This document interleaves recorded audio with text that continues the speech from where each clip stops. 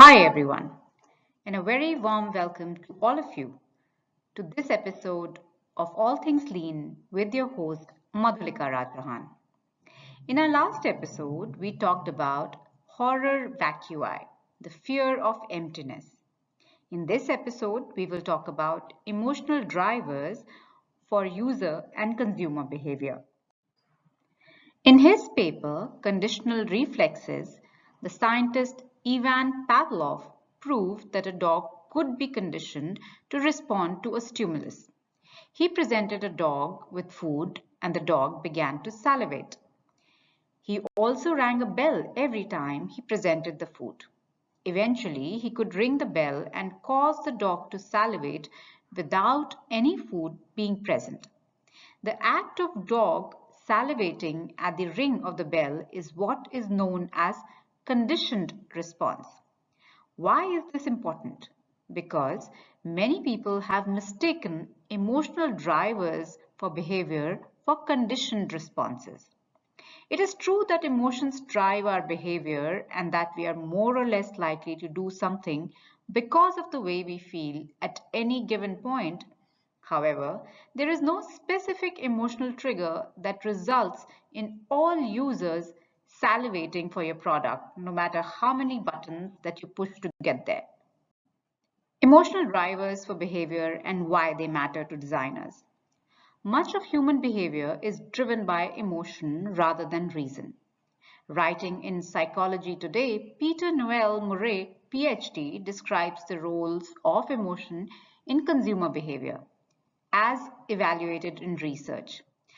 Magnetic resonance imagery, or MRI, which scans the brain, shows that when a customer evaluates a brand, it is emotion or feeling plus experiences that is used to conduct the evaluation, and not the information that the product or the person has, like brand attributes, benefits, features, facts, etc.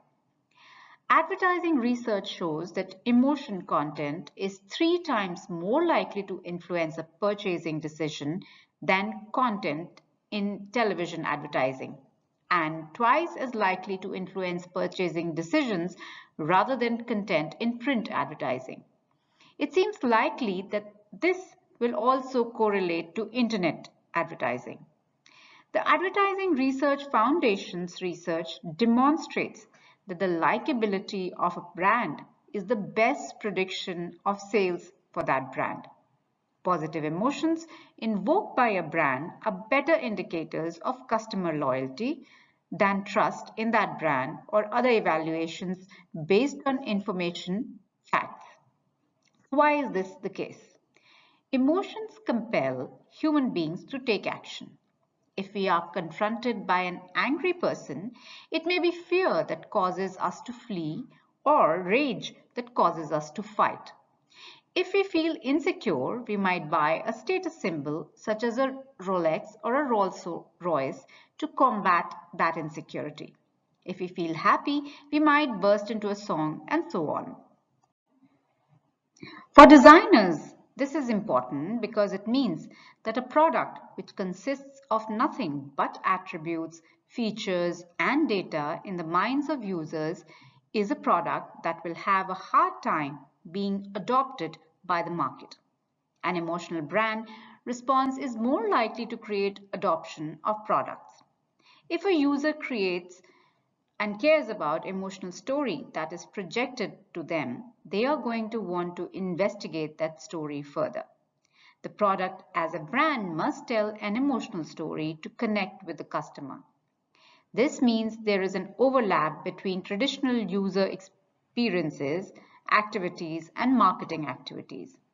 Marketers will try to create the emotional story in the marketing, but if the product reflects that story, it is more likely to sustain loyalty and increase the chances of appropriation when users find alternative uses for a product that were not intended by their creators.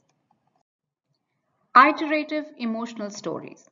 Design and indeed marketing are iterative processes. An idea is refined over and over again until such time as it is no longer required. The same holds true for emotional design, and there is great source of emotional research that is often missed during the evaluation of products. When a design is appropriated by a user, that appropriation is likely to create a series of positive emotions. The user will feel pleased with themselves. They may also feel pride in what they have created. These emotional stories, which are created through appropriation, are rarely incorporated in the emotional story of the product as told by the creators.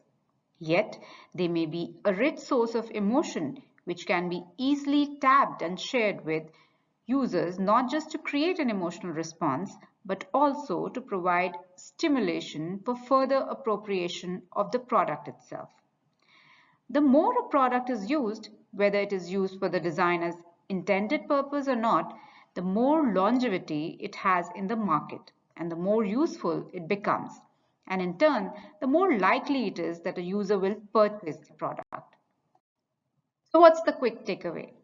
Human beings are emotional creatures, and much of our actions are a response to our emotions rather than to a reasoned process. Research shows a clear link between emotional connections with a product and sales and longevity. Cooperation between design and marketing can create emotional stories that make products easier to be adopted and then appropriated. Appropriation itself is a rich source of emotional stories and should be investigated carefully during iterations of both design and marketing approaches. With this, we come to an end to this episode of All Things Lean. Don't forget to like and subscribe and comment in the comment section on what you'd like to hear more. Until next time, this is your host, Madhulika Rajahan, signing off. Have a wonderful day ahead.